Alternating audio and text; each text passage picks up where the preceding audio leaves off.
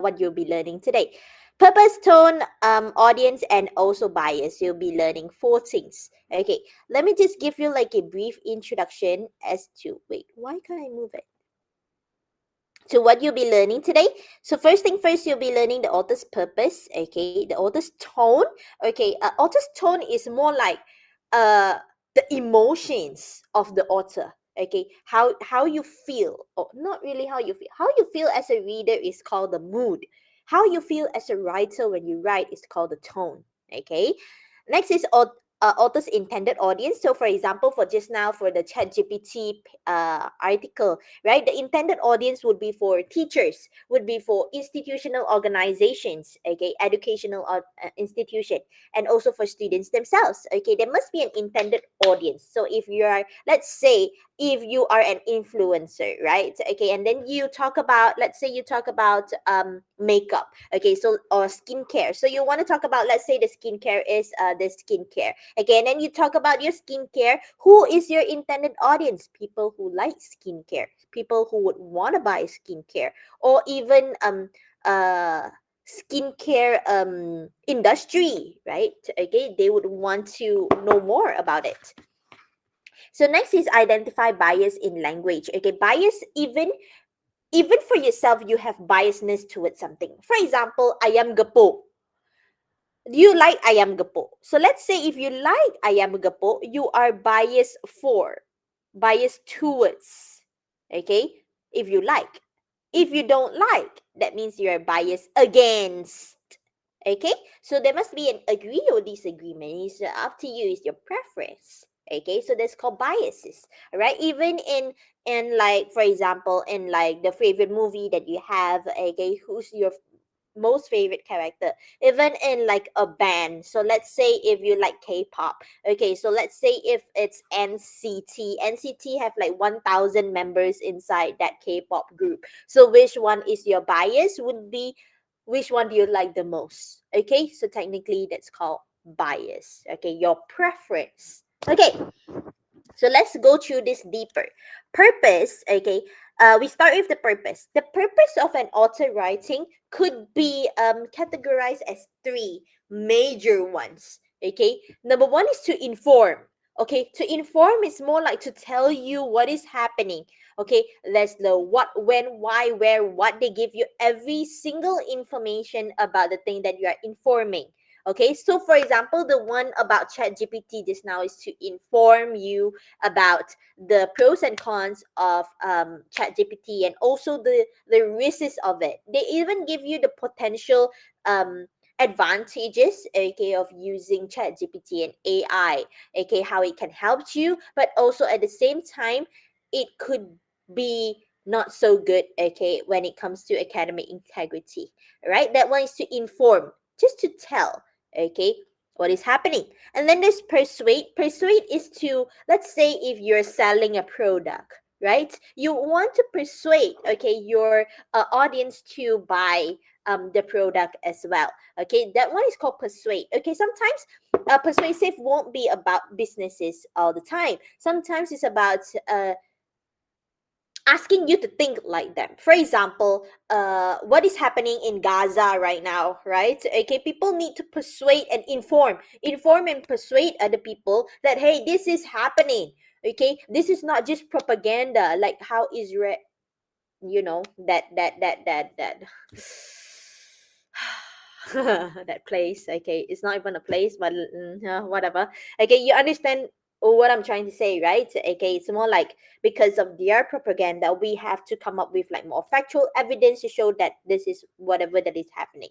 Okay, persuade can also be for politicians as well. So let's say if you are running for presidency, okay, you would want to persuade your audience, or persuade the people to vote for you.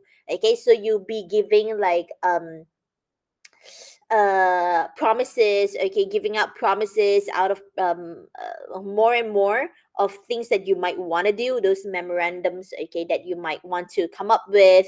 Okay, so and then you just promise and also persuade the citizens, okay, that you are going to do this, what are the changes that you'll be making, what are the benefits, and so on and so forth.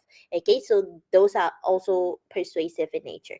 Then there's also entertain is more to like novels, okay, also like stand-up comedies, okay, to make you feel entertained. Okay, so that are the basic three purposes of writing. Okay, so let me move on from this.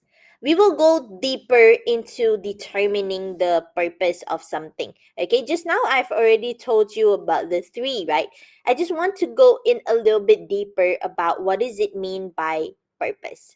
Technically, when an author writes, right? When you write with a purpose to convey a certain kind of message to people.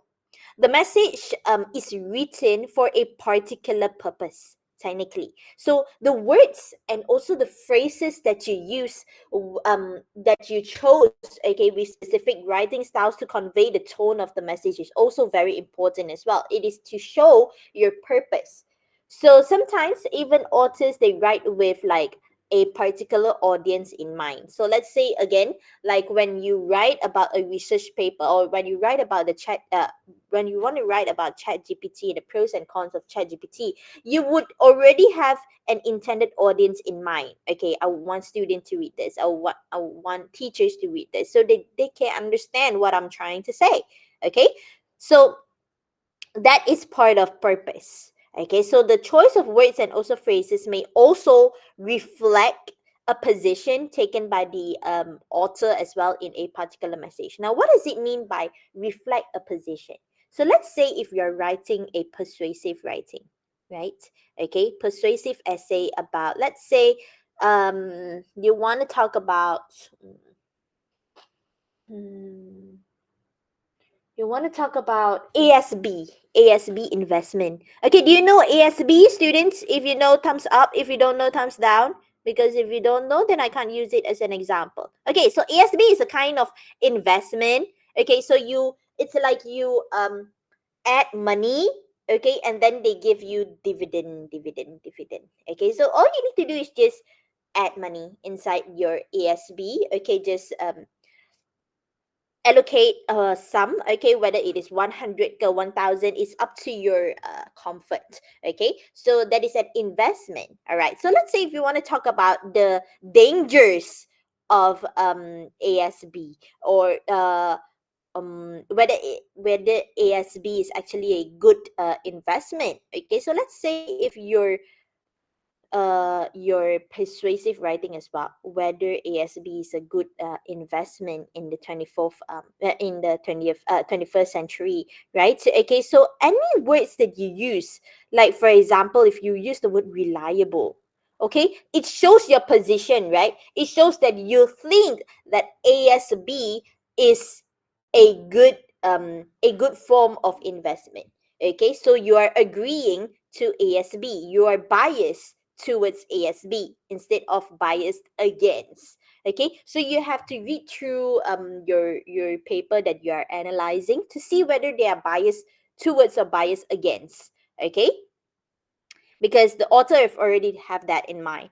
The author may also convey some sort of like a prejudice as well, okay, and also um biasness towards or against certain issues. Sometimes most of the time it is bias against. Okay, because we want to speak up, right? Okay, so for example, if there are like LGBTQRSTUV kind of movement going on. Okay, so you want to talk about bias towards or bias against some of these movements. Okay, whether they are good or not. Okay, you have to read through what the author feels. Okay, so you'll be learning about this purpose. Okay, let's just go deeper. Writing to inform is the basic one, as I've already told you. Writing to inform is when the author tries to just provide information about the topic. Okay, so it's normally true or contains facts because it's just factual all the way. All right, because it's informative. So examples of informative writings, okay, can appear in textbooks, reports, encyclopedias, reference book, brochures, magazine. Okay, technically, writing to inform is when the author writes to inform and provides relevant facts and also information. It goes back to like history. Okay, they tell you the history, they tell you the timeline chronologically, they tell you statistics, and so on and so forth. Okay, all these are part of informative writing, and it is to the purpose is to inform. Okay, so uh the information aims to answer, okay, the WH plus the WH questions, okay, which is why, when, who, what, where, and how, as I have already mentioned. Okay, because these answers, right, the answers to these questions provide the information that your readers or the audience wants to know, or the author wants to offer. Okay, so that is writing to inform. Everybody clear? Mm. Next is to persuade. Again, to persuade is to convince your audience to agree to his or her position. Okay, so in persuasive writing, there must be facts, there must be information. Okay, in order to persuade someone, you have to give factual information, right, in order to convince them to think like you. Okay, or not just think like you, but acknowledge your point and also understand what you are trying to say. Okay, that one is to writing to persuade, so aims to persuade or convince the audience about their stance. They use facts, okay, like I said, they use facts to support your position. So supporting evidence, like just now, like I said, supporting details is very important to see whether there's some sort of like a opinion or like biased language to strengthen the position as well. Okay, so examples for persuasive writing would be advertisements, campaigns, political speeches, and even stories sometimes when there's like moral values to the stories. Okay, next is writing to entertain. Writing to entertain, it deals with your senses and also your imagination, whether it is vivid enough. Okay, so it describes a lot. There'll be a lot of adjectives, a lot of adverbs. Okay, because it describes like places, ideas, concept, characters, to amuse you and also to engage with the audience. Okay, so these places, ideas, and also characters may be real or imaginary. Okay, sometimes you know how sometimes the settings could be uh in Earth. Okay, on Earth. Sorry. Okay, whether it's Germany, Holland, blah blah blah blah. But sometimes it could be dystopian as well. Dystopian in which you it is away from Earth. Okay, so more like to your imagination. Okay, so it is to entertain. The purpose is to entertain, right? So something like movies, movie scripts, okay, novels, again, different kind of comics, again, even stand-up comedies as well. Okay, so that is all about purpose. Do you understand, students? So technically, it's just to inform the readers about the topic. That's it. To inform what, to persuade who, to persuade about what, to entertain what, to entertain about who, to entertain who, and about what. Next is determining the tone. The tone is the author's point of view, okay, or perspective or attitudes towards the topic. Okay, so sometimes, okay, tone can be described, okay, in two or categorized in two ways. All right, we will go to that deeper. So technically, tone is more to the author's feeling about the subject. So when you want to identify the tone of the article, you have to immerse yourself, okay, and put yourself in the shoes of the writer instead of the shoes of the reader. Okay, if it's the shoes of the reader, you would think about how you feel about the subject. That's called the mood. Okay, but the tone is a little bit different because it's based on the author's feelings. So you have to imagine yourself as the author. So there are two kind of tones. Now a lot of my students, they always think that this objective, okay, and objectivity is the same. They're not the same, students. They're not the same. So if you give me the same thing, it means that you're not paying attention to my class. Okay, this objective and the objectivity that you'll be learning in week 9, they are different. Okay, let me just get that straight.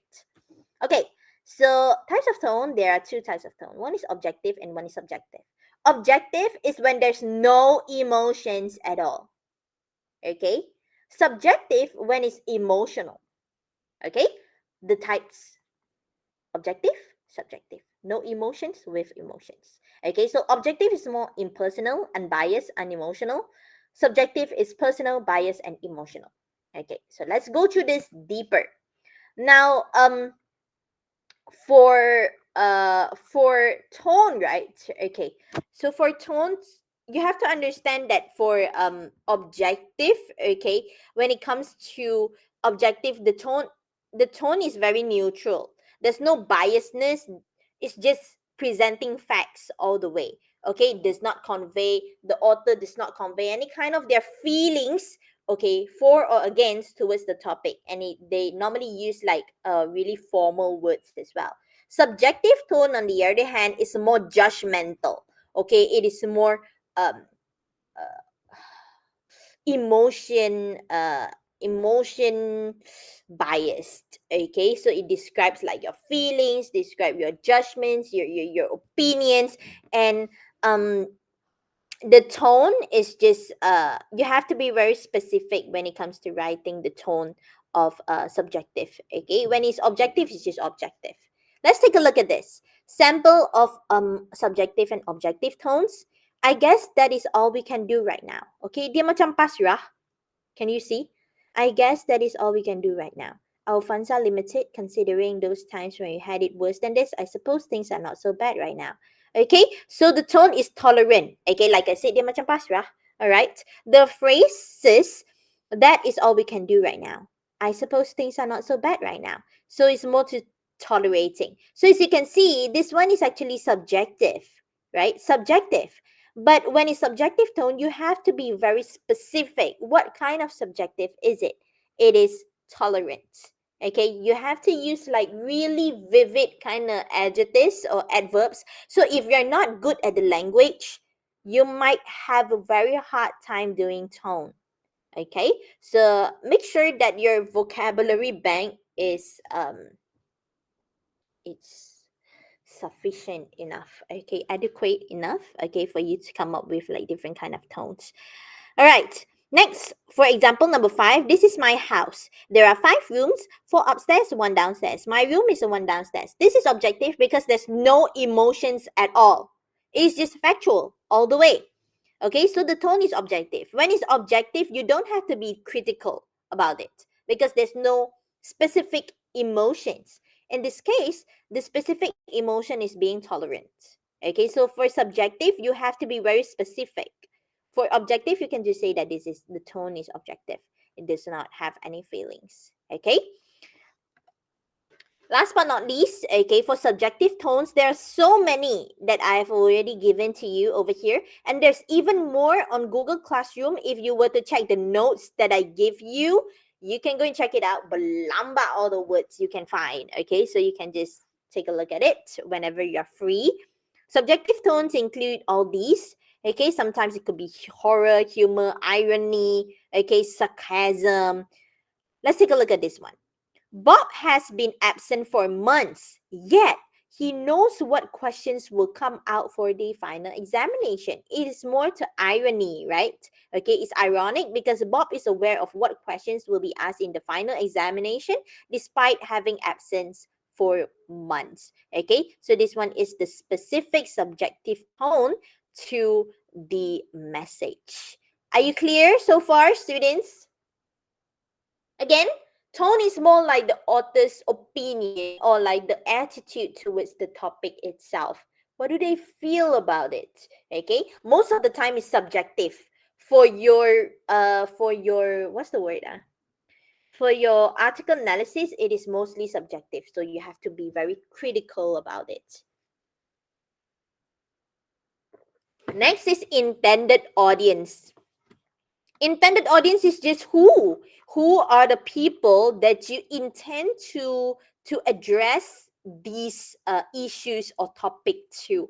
Okay, so you have to answer the question like um who is the author addressing and who would be interested in his or her ideas. Okay, because technically the audience is more like, you know how authors, right, they have like a specific audience in their mind. Okay, so the author needs to be really mindful of his or her target audience. Okay, it's just like when it's a Disney movie, you know how you have to like filter a lot when it comes to Disney movie, because Disney is oriented towards children, right, kids. Okay, so we have to make sure, and I mean Disney have to make sure that they filter their movies so that um it can be catered to children.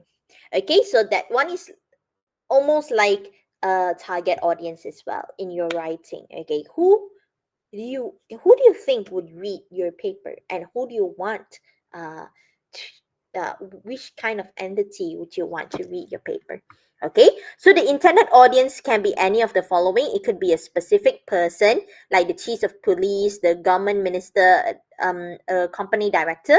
It could also be an entity or a group of people, like school children, students, youth, teachers, doctors, okay, parents, so on and so forth. Then also the general public, society at large, the locals, the British, and so on and so forth. Okay, let's take a look at a few examples for you to understand it. Wait, I don't have examples. Okay, for your exercise nanti, there'll be a lot of examples. Okay, so let's say if you write, okay, let's say if you write a paper about road rage. Okay, or an article about, again, road rage. Who do you think your intended audience are? You can put it in the chat. Road rage. If you write an article about road rage, who would be your intended audience? Anybody? Drivers, okay? Other than drivers? If it's road, again, road rage. Other than drivers, anyone else? My students tidur ke? Jangan sampai panggil nama ya. Not me. Adults? Huh. Not all adults drive though. I think that is too far-fetched. Okay. Try to be a little bit more specific in this case. Okay. Couriers. Okay, all right. Okay. Maybe when there's drivers, what are motorcyclists called? Okay, they're called motorcyclists, right? They're not called drivers or riders, right? Pedestrians, yeah. Okay, road rage for pedestrians. Sometimes it can also cater to jabatan apa tu? JPJ. JPJ. Okay, JPJ should read about this as well. Okay, so there are many entities that you can relate to when it comes to like road rage. Okay, so technically that's intended audience. You already have an audience in mind. Okay, mainly it's drivers lah. Technically, y'all got that right. Okay, well done. Moving on to bias. Bias, again, like I said, is when you agree or you disagree. So technically, if you like something, it is called bias towards. Ada ed ya? Towards. Kalau you don't like, it's called biased against. Okay, clear? I'm so hungry. Oh my god, my tummy is like rumbling. I haven't even eaten yet. So that's why if you hear my tummy rumbling, okay, just pray for my physical health. I've been skipping meals because I've been working a lot. Okay. Anyway, bias in language. Tada! Technically, it is more to like sometimes biases can also be very offensive. Okay, so we should consider prejudice offensive and also hurtful. Now sometimes prejudice could also be stereotypes, like you know how people say that Malay people are lazy, Chinese people is very good at math. All those are stereotypes. It's not that I agree, I do not agree. Okay, because I'm both. Okay, so I'm neither lazy nor am I very good at math. Okay, so stereotyping is a kind of biases. Okay. Next, biased language demean or exclude people based on social class, age, gender, race, ethnicity, religion, skin color, and so on and so forth. You can find biased language on Twitter every single day. Okay, because I'm pretty sure Malaysians. Did you know that Malaysians has the most one of the most cyber bullies? Okay, you can actually find the statistics. I can find the statistics for you right now, but I don't want to. Okay, but you can actually Google it. Okay, so when it comes to biased language, demeaning is when you put people down. Okay, excluding is when you exclude the rest. They are like silenced.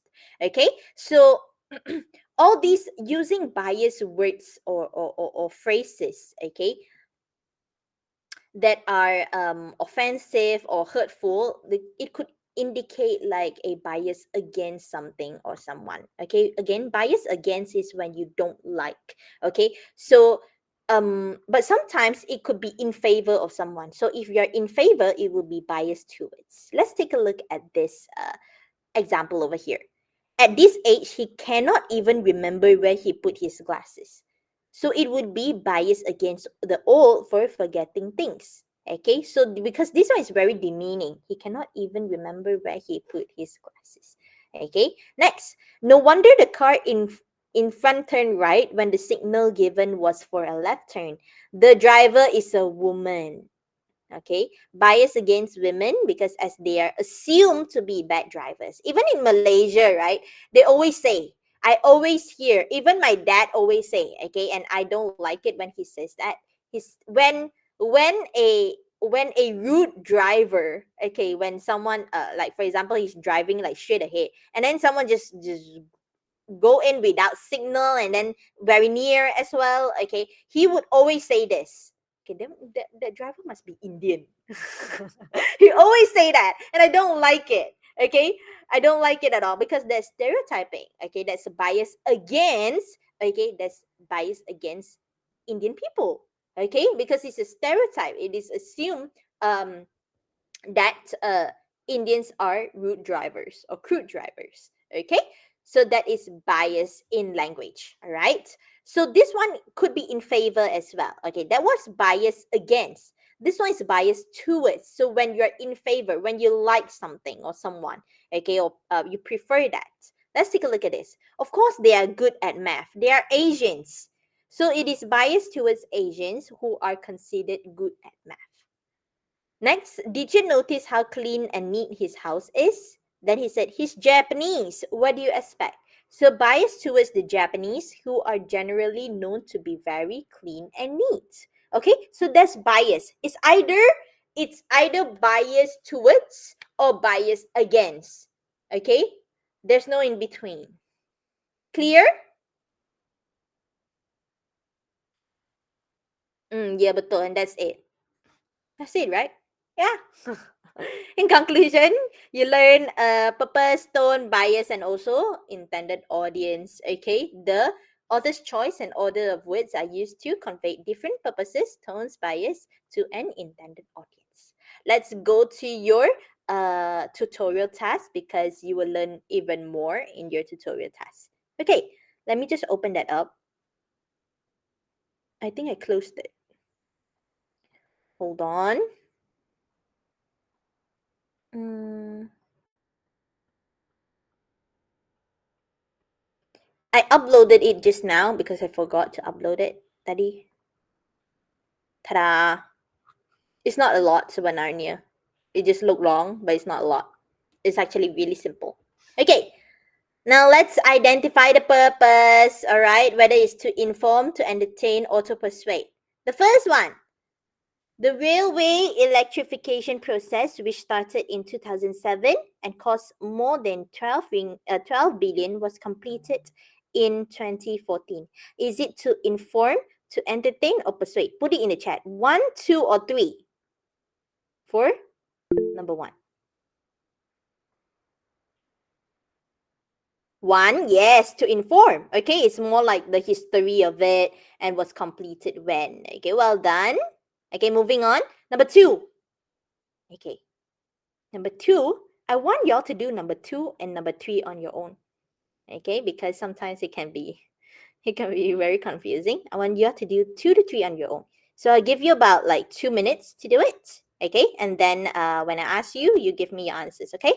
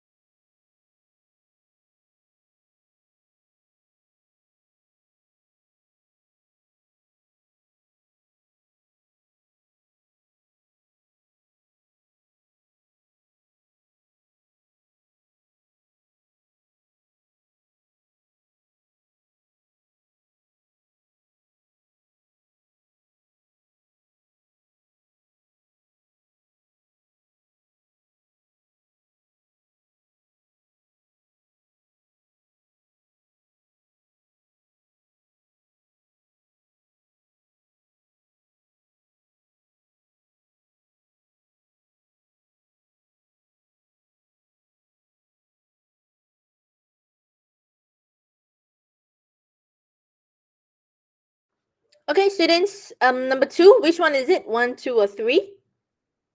Put it in the chat. Again, this is just a task, tutorial task, learning session. If you didn't get it right, it's fine. Three. Are there any other answers?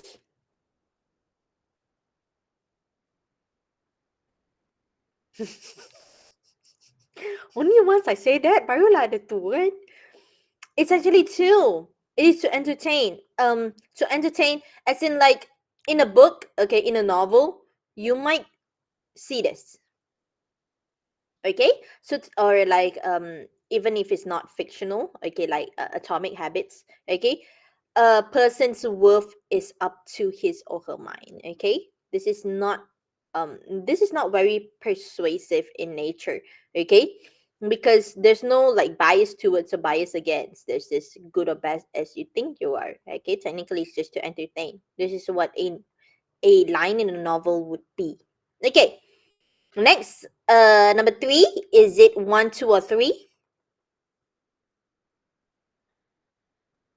This is definitely number three. Okay, because it talks about how Pelix, right, can cure arthritis. Okay, arthritis is when you have something in the veins, right? If I've not mistaken, something wrong with your veins. Okay, giving opinions or like testimonies over here. There's like many tried and can testify. So all these are testimonies. Okay, there is no doubt. So over here, it talks about the effectiveness of the product. So it's to persuade you to buy this product. Okay, well done. Next.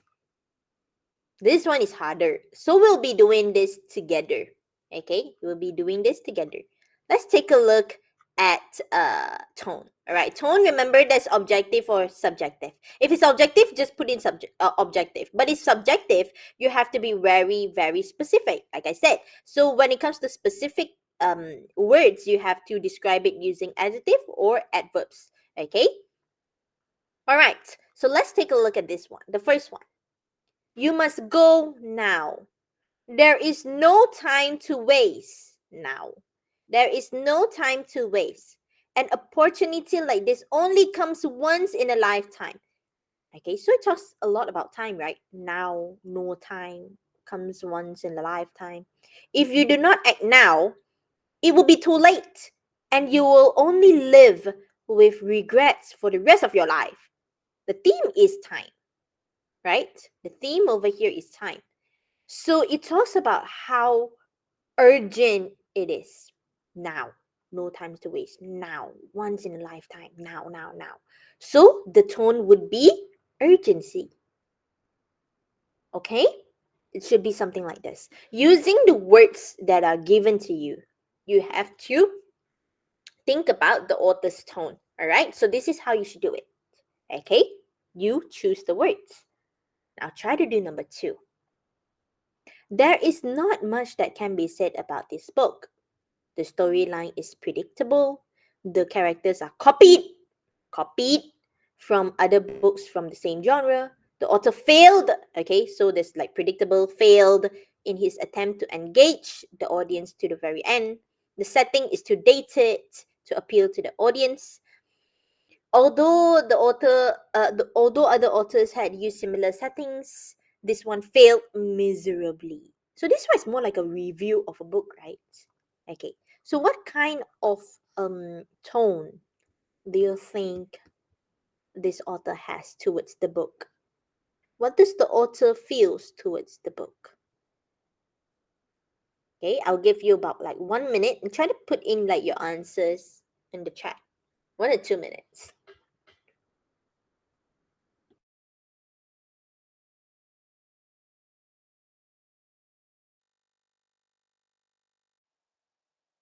It should only be one word, by the way, one word.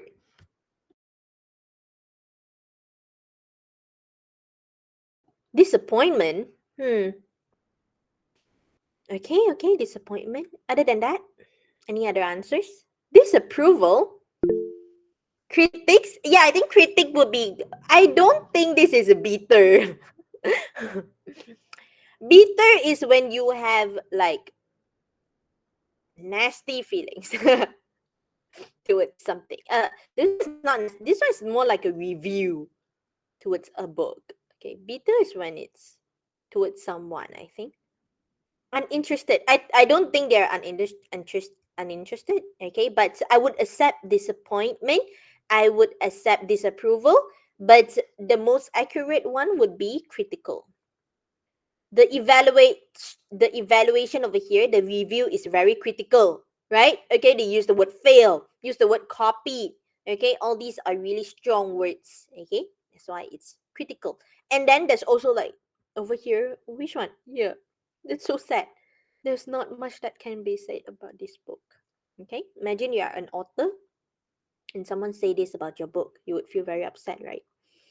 Okay, last but not least, the office. The office is located in Johnson Street. There are many ways to get there. One is by bus, which passes every 15 minutes. The underground train passes every 20 minutes. The other opinion is to take taxi, but it is more expensive. The average time taken to reach the office from your current location is 30 minutes by train, and for the bus and the taxi, it depends on the traffic. Is this one subjective or objective, students? S or O? Very objective. There's no sense of emotions. Just tell you how to get to your office. Number 1, by bus. Number 2, by train. Number 3, by taxi. The end. No emotions, nothing. Okay, so that's why the tone is objective. Notice when it's objective, you can just put objective, but when it comes to subjective, you have to be very specific. What kind of tone is it? Everybody clear? before we move on to intended audience? Nice. Intended audience could be either a specific person, a group of people, so you just need to think about it. Okay, let's take a look at the first one. If you have celiac disease, your immune system reacts to gluten, leading to damage to the lining of your gut. This causes symptoms of celiac disease, including bloating, diarrhea, nausea, tiredness, and headaches. This only happens if gluten is eaten. So, who do you think is the intended audience? Even the first line will tell you.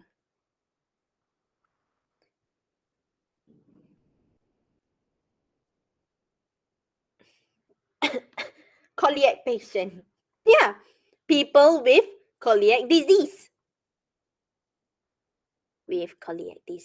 Okay, well done. This one is hard. Let's take a look. Goods and services, GST tax, is to be levied and charged at a proposed rate of 6% on the value of the supply. The GST can be levied, which is implemented, okay, and charged only if the business is registered under GST. The GST shall be levied and charged on taxable supply of goods and services made in the course or furtherance of business in Malaysia by a taxable person. The GST is also charged on the importation of goods and services. A taxable supply is supply which is standard rated or zero rated. Exempt and out of scope supplies are not taxable supplies. So this one talks about GST. Now, who do you think would be the intended audience? Who would care about GST? Put it in the chat. Business owners. Okay, yeah, definitely business owners. Who else? So when you have business, what do you have? You have supplier. Yeah. When you have supplier, then you supply and then you provide to the business, and then who will get it? Consumers. Betul. 1, 2, 3. Okay.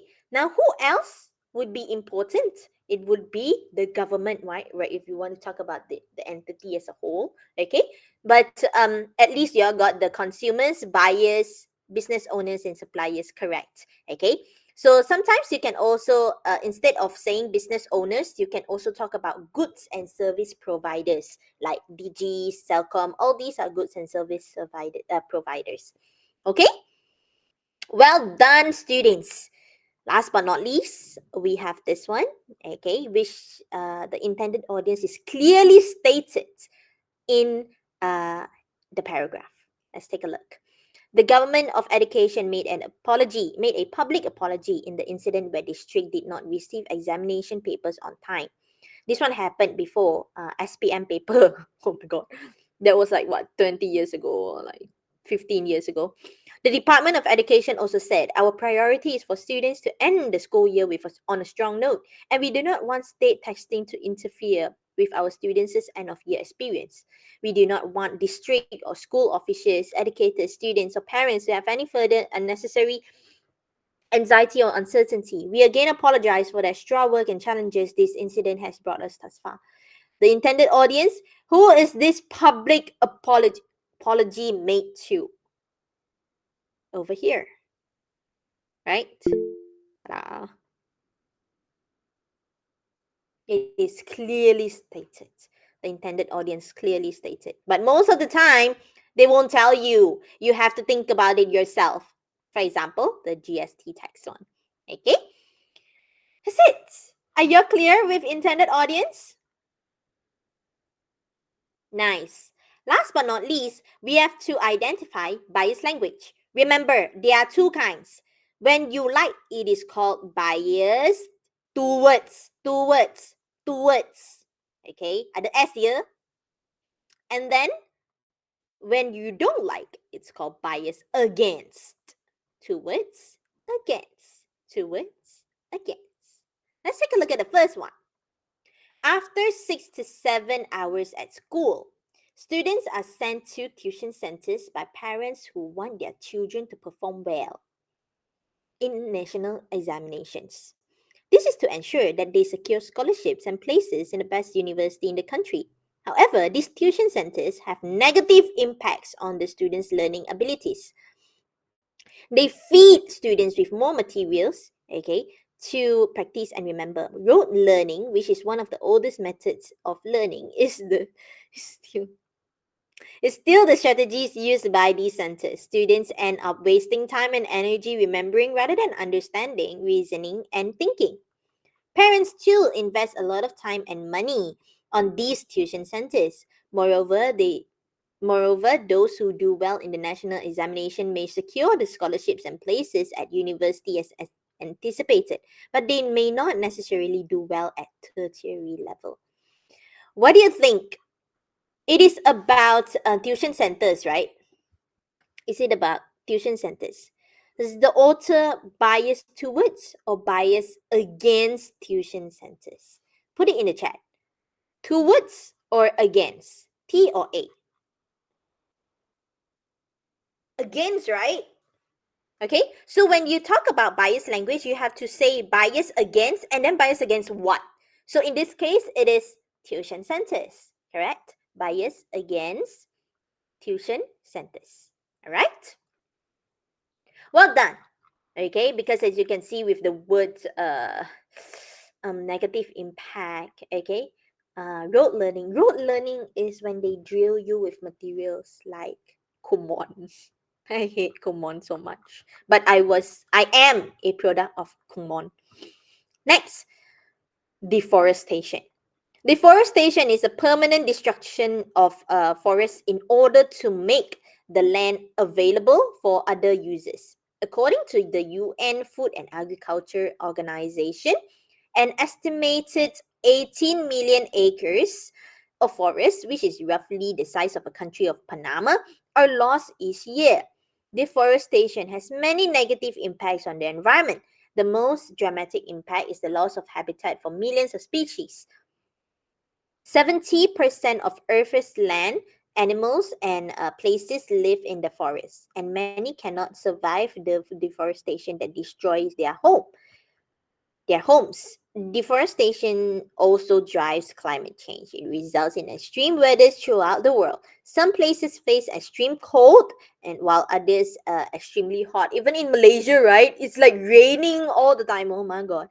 At the other extreme, some places experience record rainfalls, while other places suffer severe droughts. In our case, it would be rainfalls.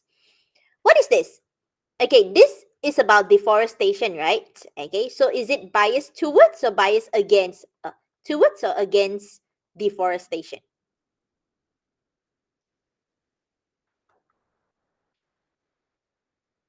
Bias against deforestation. Betul, because of the negative impact, and they talk about how it impacts the world, right? Whether it is loss of habitat, and then there's also like climate change as well. Last but not least, this one you have to do it in a more um, in-depth manner, more specific. Okay, let's take a look at this. The strength of gold echoed market uncertainty. Gold tends to gain value in times of anxiety because traders see it as a safe commodity to store assets that are vulnerable to shift in the value of currency. Although some experts are dismissive of gold because it is just a shiny metal, many investors still assign a symbolic value and treat it as a beacon of stability. In a world of insecurity, gold remains stable. Gold does not do anything, it does not even rust. It is absolutely certain in a world of constantly changing values, constantly changing politics, and constantly changing risk. It has passed the test of time as a true, safe investment. This is about gold and like gold, not white gold. Okay? What do you think? Bias towards or bias against? Bias towards gold. Okay, you can't just end there. You can't just say bias towards gold. Okay, you have to be very specific. You have to say that it is biased biased towards gold as what? As what, students?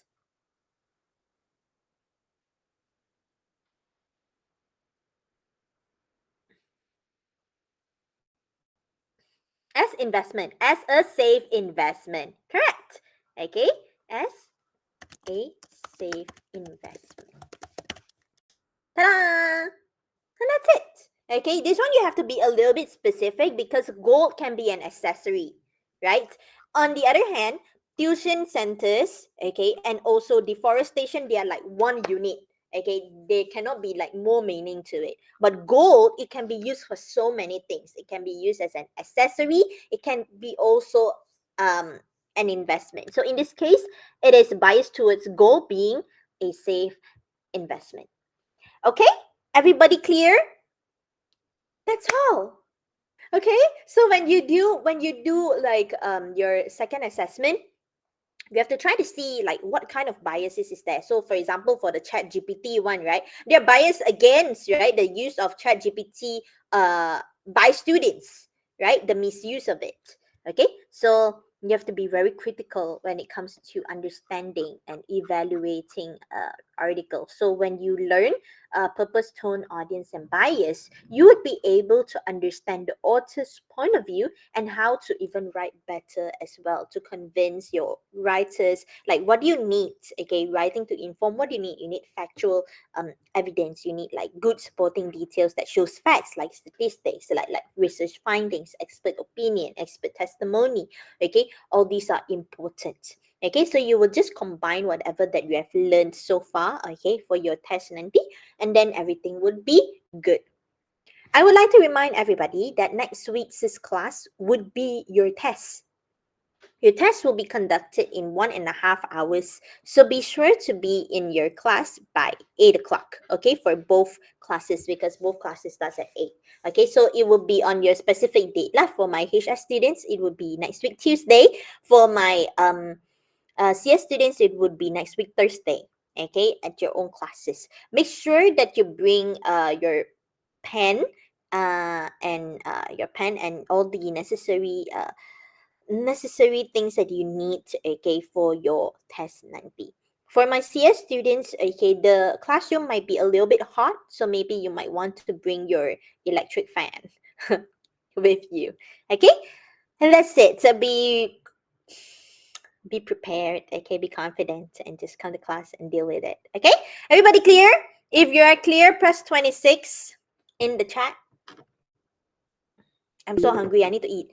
You all should go and eat as well. Okay, if you have class, then uh, a snack, I guess. All right, remember, yeah, your tests are gonna be next week. If you have any questions you want to ask, you can just WhatsApp me. And that is all for today. Thank you very much for coming to class. I'll see you guys next week. Bye. Take care. Thank you, Miss. Thank you. Thank you. Bye. Thank you, Miss. Thank you, Miss. You Thank you, miss. Miss. Happy Thanks. Easter. Let me just manage recording. Stop recording.